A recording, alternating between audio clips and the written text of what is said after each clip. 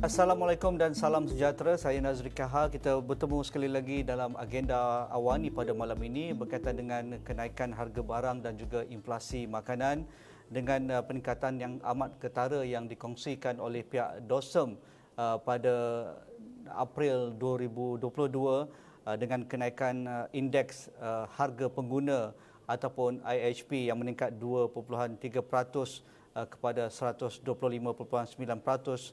pada April 2022 berbanding 123.1 pada bulan yang sama tahun sebelumnya.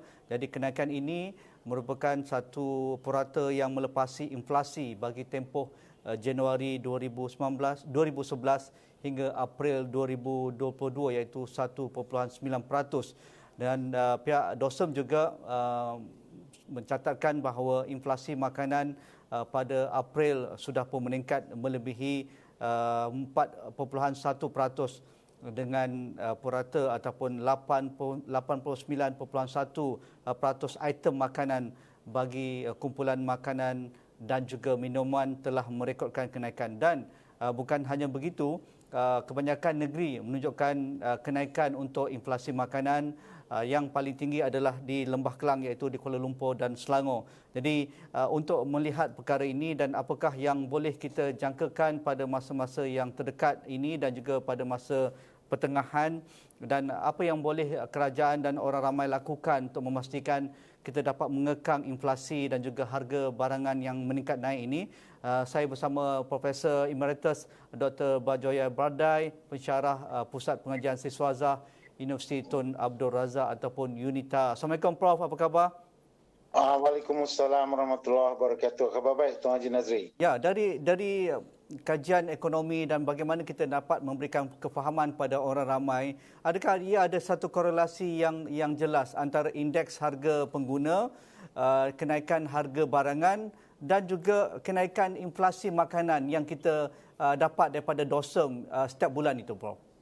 Okey, terima kasih. Bismillahirrahmanirrahim. Sebenarnya kita ada dua kadar inflasi yang pokok. Satu, kadar inflasi umum yang ditentukan oleh bakul penggunaan yang meliputi makanan untuk dalam rumah, makanan di luar rumah, kemudian sewa, pengangkutan, utility dan lain-lain. Jadi makanan mengakaunkan kira-kira 26-27% bagi makanan di dalam rumah dan 11 atau 12% makanan di luar rumah. Jadi lebih kurang 40% untuk makanan. Dan sebenarnya untuk indeks inflasi keseluruhan, kita kerajaan telah mengawal dengan baik kadar inflasi ini, dan hari ini kadar inflasi hanya 2.3% lebih kurang. Pada tahun 2020 kita mengalami deflasi di mana kadar inflasi itu negatif. Tetapi kita mempunyai masalah dalam kadar indeks harga makanan. Sehingga kan Bank Dunia datang ke Malaysia pada tahun 2016 memperkenalkan indeks harga makanan. So dimulakan pada tahun 2016 pada 100% indeks. Kemudian pada tahun 2018 dia sebenarnya meningkat sehingga 137%. Maknanya 37% peningkatan dalam 2 tahun. Dan kemudian dia meningkat lagi 25% dalam masa setahun. Jadi sebenarnya Malaysia mengalami peningkatan harga makanan ini sudah agak lama, sudah lebih daripada 2 dekad. Ini adalah satu gejala umum bagi negara yang sedang membangun menuju ke arah negara maju, di mana kita mempunyai kumpulan berpendapatan menengah rendah yang cuba masuk ke dalam kumpulan pendapatan menengah tinggi. Jadi ini merupakan gejala yang biasa, tetapi pada kali ini gejala ini agak luar biasa kerana kira-kira 4 bulan lepas apabila kita membuka ekonomi kita semula, orang pun dah boleh keluar daripada rumah, tiba-tiba permintaan kepada barang makanan di luar, orang suka sangat nak makan di luar, giat nak makan di luar, makan di kedai mamak, kedai restoran dan sebagainya, dan indeks harga makanan di luar itu yang telah melonjakkan indeks makanan dan keseluruhannya melonjakkan indeks inflasi. Dari pengamatan Prof, dengan angka yang dikongsikan oleh pihak Bank Dunia dan juga gejala kenaikan harga makanan ini ataupun indeks harga makanan ini yang sudah pun meningkat sejak beberapa tahun lalu, memang jelas. Adakah kita tidak banyak melakukan untuk mengekang kenaikan itu ataupun kerana kita punya keutamaan negara adalah mencipta pertumbuhan? Dan jarang sekali apabila kita berkata tentang mencipta pertumbuhan ataupun KDNK itu, kita merujuk kepada industri agro makanan, menyebabkan industri ini tidak seksi, industri ini ketinggalan dan kuno, cara pendekatannya lama dan tumpuan negara pun amat minimal berbanding bagaimana kita bercerita tentang 4IR misalnya, industri-industri yang mempunyai nilai impak tinggi dan sebagainya. Pandangan Prof? Okey, sebenarnya memanglah peranan sektor pertanian di Malaysia sangat kecil, kurang daripada 6.5%. Dan itu pun pertumpuan adalah kepada komoditi. Kita mengeluarkan kelapa sawit dan getah. Dan apabila kita mengeluarkan komoditi, kita sebenarnya tidak merasa bahawa kita mengeluarkan barang makanan walaupun kelapa sawit itu sumber makanan yang penting. Kita hanya guna minyak kelapa sawit saja untuk masak. Kemudian sawah, kita ada 2 bendang yang terbesar di rantau, tetapi dia tidak begitu produktif kerana hasilnya lebih rendah daripada apa yang diperoleh oleh negara-negara jiran. Jadi kita lebih mudah untuk mengimport pada harga yang lebih murah. Misalnya, jadi kita mengimport 30% beras keperluan kita. Buah-buahan dan pasaran dan sayuran begitu juga. Kita merasakan bahawa kita lebih murah untuk mengimport daripada menanam sendiri kerana mungkin pengalaman lepas menunjukkan bahawa bertani itu bukan satu kerja yang mudah, khususnya bagi kumpulan-kumpulan muda yang baru keluar nak menjadi usahawan kecil. Mereka itu tidak nampak seksi macam Tuan Haji Nazri sebut, lebih mudah untuk bekerja membuat pemasaran atau membuat perkilangan. Jadi sektor pemakanan telah diabaikan sekian lama, lebih 2 dekad. Kita tidak menumpukan kepada penanaman sayuran dan buah-buahan dan juga even penanaman padi untuk makanan kita. Prof, untuk jangka masa pendek ini, kita dengar sejak sebulan 2 bulan lalu kerajaan terpaksa membuat beberapa polisi jangka masa pendek seperti melarang mengeksport ayam dan juga industri hiliran yang berkisarkan ayam misalnya, memasukkan permit import untuk sektor makanan untuk hal-hal tertentu. Begitu juga kita memberikan voucher wang tunai kepada orang kelompok B40 untuk memberikan ruang mereka membeli makanan untuk ahli keluarga mereka. Adakah dan juga bagi katakan kawalan harga musim perayaan misalnya untuk memastikan harga shilling barangan keperluan utama apabila rakyat meraihkan perayaan itu dikawal hinggalah pada 30 Jun 2022. Adakah langkah-langkah populis dan juga langkah-langkah jangka masa pendek ini berkesan untuk mengekang kenaikan harga ataupun selepas ini kita perlu ada satu langkah yang lebih konkret supaya kita akan rasa jangka masa panjangnya kita akan ada penampan apabila berlaku situasi sebegini yang kita hadapi sekarang? Okey, terima kasih. Sebenarnya isu makanan adalah penting dan isu ayam khususnya adalah satu yang penting.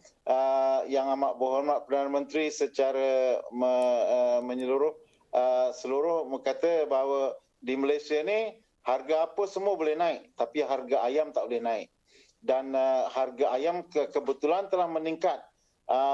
Maknanya beberapa bulan lepas, 3-4 bulan lepas harga ayam RM5 sekilo. Tiba-tiba naik jadi RM6, RM7, sekali ada RM10 dan sekarang ditetapkan harga RM8.90. Walaupun sebenarnya kalau kita pergi pasar, kita pergi kedai runcit, kita tak akan dapat beli pada harga RM8.90 pun. Dan usaha untuk mengekangkan ke pasaran yang yang agak tenat dalam ayam dan makanan ini ialah dengan menghapuskan keperluan permit import, dan ini merupakan satu langkah jangka pendek yang baik dengan andaian bahawa apabila ini dilakukan, peruncit-peruncit hypermarket, supermarket akan mengimport secara terus tanpa melalui orang tengah, dan ini tentunya akan menghilangkan margin keuntungan orang tengah dan memberikan potensi penurunan harga barang-barang yang diimport ini. Tetapi nampaknya selepas 2 minggu tidak banyak perubahan berlaku dalam harga ayam atau harga barang makanan, kerana mungkin peruncit-peruncit ini tidak mempunyai cukup hubungan dan juga keupayaan untuk mengimport secara sendiri atau terus. Dan ini kita tidak duga. Begitu juga kita membataskan ekspor. 3.6 juta ekor ayam sebulan diekspor, itu merupakan 11% keperluan kita. Dengan itu kita harapkan dia akan mengurangkan tekanan di pasaran, tetapi nampaknya tidak juga. Saya tak tahu, mungkin ini kerja kartel yang menyimpan ayam beku untuk tujuan akan datang. Jadi secara keseluruhannya kita tidak boleh mengharap kepada strategi jangka pendek begini. Kita perlu melihat strategi jangka pertengahan dan panjang. Strategi ini perlu menumpu kepada usaha 2 perkara. Satu ialah penggantian import. Kita nak melihat dalam sektor permakanan, apa yang kita sekarang import dan apa yang boleh diganti serta-merta dalam jangka pendek 2-3 bulan misalnya. Dan dalam jangka panjang kita perlu strategi keselamatan makanan. Walaupun sebenarnya keselamatan makanan ini satu strategi yang sensitif, kerana dalam perdagangan antarabangsa kita sebenarnya nak menggalakkan pertukaran barang, dan setiap negara perlu mengkhusus kepada pengeluaran barang yang dia terbaik keluar. Contohnya di Malaysia, kita sekarang ini sudah mengetahui bahawa kita lebih baik mengeluarkan barang perkilangan, elektronik, solar dan sebagainya, dan kita sepatutnya terus mengimport barang-barang makanan. Tetapi kita tidak boleh melakukan sedemikian kerana banyak faktor-faktor risiko yang perlu dialami. Bagaimana Vietnam tiba-tiba berhenti mengekspor kepada kita beras, bagaimana sekarang misalnya Rusia dan Ukraine berhenti mengekspor kepada kita jagung dan soya, kacang soya. Ini menggencatkan keperluan makanan. Jadi kita perlu satu tindakan yang lebih berjangka panjang, mengambil kira risiko secara keseluruhan.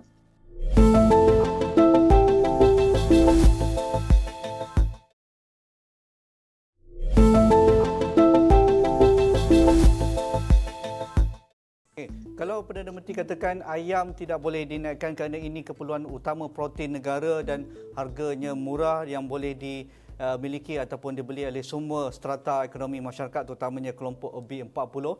Adakah kita sudah ada langkah yang cukup untuk menjadikan industri ini lestari dan mampan? Kalau harga ayam dikawal oleh kerajaan, peternak marah. Peternak kata macam mana kami nak dapat untung ataupun nak cover kos pengeluaran, kerana kos untuk dedak dan juga makanan ternakan ini amat tinggi. Kerana kandungan utama untuk membuat dedak dan juga makanan ternakan adalah datang dari import, terutamanya jagung dan soya. Jadi untuk jangka masa pendek dan juga jangka masa panjang, bagaimana industri yang kita boleh kadar sara diri sudah pun melebihi 100% dan boleh diekspor, macam Prof katakan tadi ayam misalnya, tetapi ia amat fragile. Tak boleh import ataupun harga dedak yang terlampau mahal menyebabkan kos input, apatah lagi dengan kos minyak sekarang naik.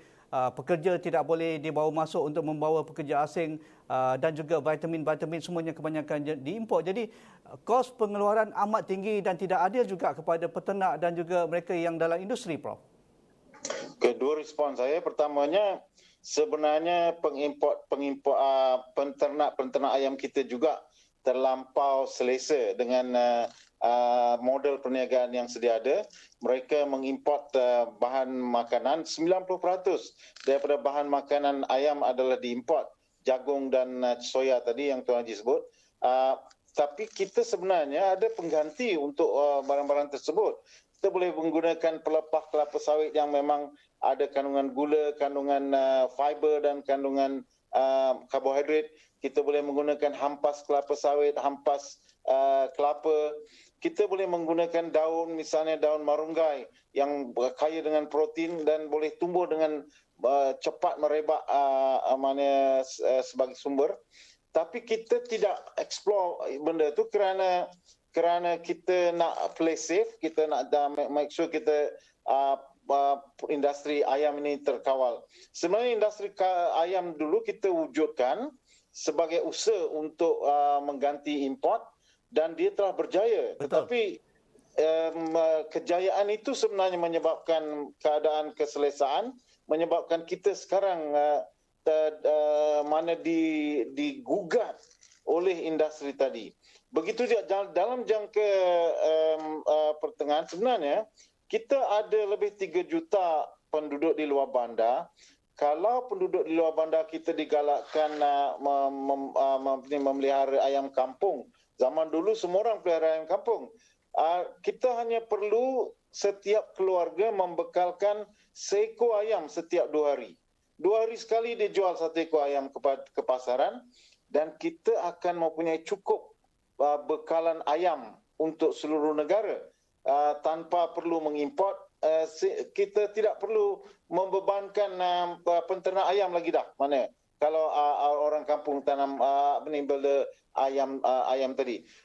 Kita juga perlu lihat sumber-sumber protein yang lain. Kita boleh bela ikan, kita boleh bela burung puyuh misalnya dan bagi-bagi yang sebenarnya mempunyai daya maju yang tinggi, tetapi kita terlampau selesa kerana misalnya pada sebelum ni harga ayam adalah sangat rendah, RM5, sehingga mungkin untuk menternak burung puyuh tidak berdaya maju pada masa itu. Prof, itu dari aspek industri, tetapi bagi orang ramai dan kelompok yang paling terkesan B40 ataupun kelompok rendah M40 misalnya, bagaimana kita dapat menolong mereka? Kerajaan sekarang mengumumkan dengan subsidi bersasar, tetapi subsidi ini debatnya panjang, mungkin setengah jam pada hari ini tak cukup. Tetapi ini penting juga untuk kita angkat. Bagaimana subsidi benar-benar sampai kepada sasaran dan tidak ada ketirisan dan kosnya tidak mampu lagi didokong, atau setiap kali ada masalah kita akan beri subsidi lagi. Voucher makanan misalnya, ramai menganggap voucher makanan ni ideal, tetapi pelaksanaan di bawah ada masalah. Pemberian wang tunai juga, seperti sebelum ini kita ada pelbagailah skim-skim pemberian wang tunai untuk kelompok-kelompok ini. Jadi bagaimana kelompok ini dapat dijaga dalam situasi inflasi makanan yang tinggi sekarang? Okey, sebenarnya COVID-19 telah memberikan satu ujian dan kita ada satu test case di Malaysia di mana tidak pernah dalam sejarah ekonomi Malaysia kerajaan begitu prihatin memberikan bantuan, berbagai-bagai bentuk bantuan dan bantuan untuk gaji, bantuan untuk sara hidup, bantuan makanan. Tetapi tentulah kerana ini pertama kali kita buat, jumlah yang diberi itu tidaklah memadai, tetapi dia menunjukkan semangat bahawa kerajaan prihatin kepada rakyat. Dan misalnya kita memberi banyak subsidi ke atas minyak petrol, subsidi ke atas beras, ke atas gula, ke atas minyak makan, ke atas ayam. 60 sen untuk setiap kilo ayam yang dikeluarkan oleh penternak diberi subsidi.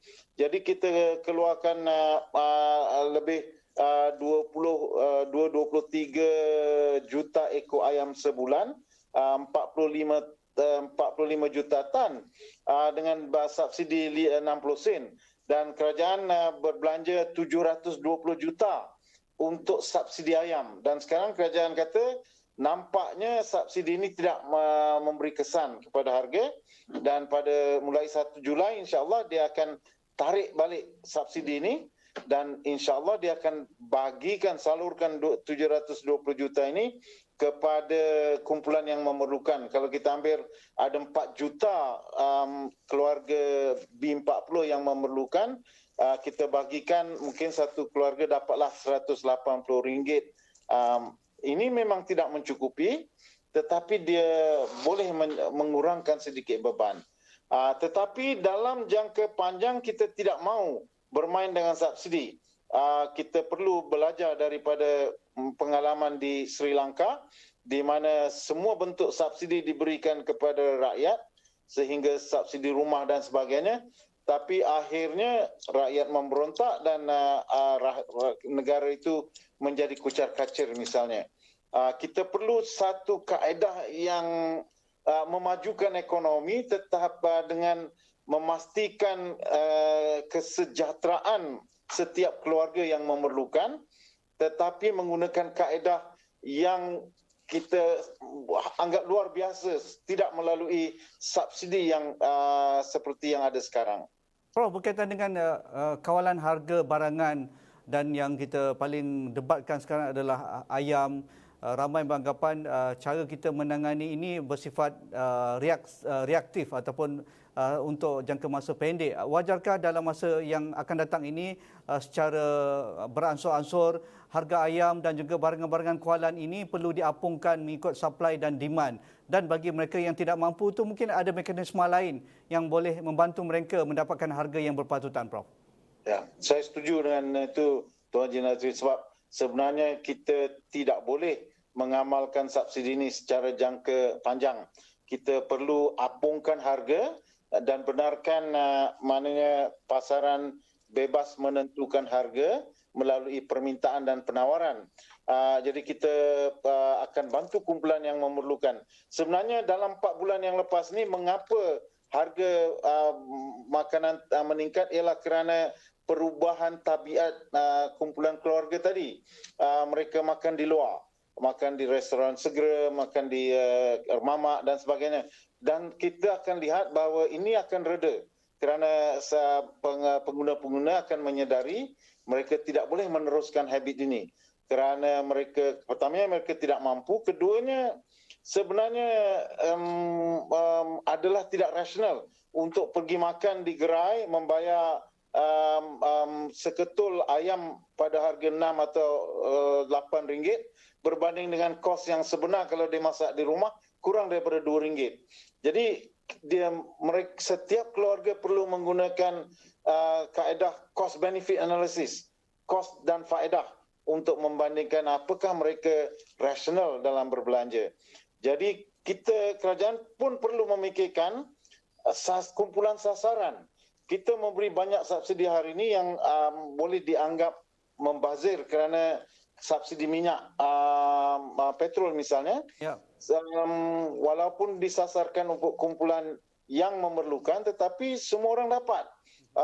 Orang kaya yang mempunyai berpuluh kereta pun akan mendapat subsidi pada harga yang sama dan mereka mendapat berpuluh kali ganda subsidi kerana mereka menggunakan kereta mereka misalnya. Prof, akhir sekali, adakah dengan angka yang agak meningkat pada ketika ini dengan trend kenaikan dan juga menaik pada ketika ini, sama ada inflasi nasional, MOF katakan masih terkawal berbanding negara-negara lain, inflasi makanan walaupun tinggi masih terkawal 4.1%, adakah kita berpotensi juga akan berlaku hyperinflasi?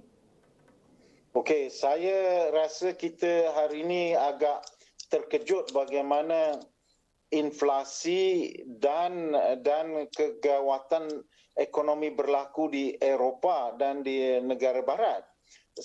Kita jangkakan selepas kesan COVID-19 mereka pun sudah selesai dengan masalah ni. Yep. Tapi kesan peperangan Rusia dengan Ukraine mungkin menyebabkan inflasi di US hingga 8.5%, di Eropah purata 7.5%. Tapi saya rasa Malaysia tidak akan mengalami kesan sedemikian. Kita masih boleh mengawal inflasi kita dan kita perlu memerhati secara prihatin adakah kesan inflasi import akan lebih besar berlaku Kalau dia tidak berlaku, insya-Allah kita akan mengawal harga makanan kita. Mungkin inflasi makanan akan naik sehingga 5%, tetapi pada keseluruhannya insya-Allah Malaysia masih di aras ataupun di arah tujuan mencapai mana pertumbuhan 5.5% dan kemakmuran yang lebih baik insya-Allah. Terima kasih yang berbagi Profesor Emeritus Dr. Bajoya Bardai, Pensyarah Pusat Pengajian Siswaza Universiti Tun Abdul Razak UNITAR. Kita berbicara tentang kenaikan harga barangan dan juga inflasi pada ketika ini. Itu sahaja bersama saya Nazri Kahar pada malam ini. Assalamualaikum, kita jumpa lagi.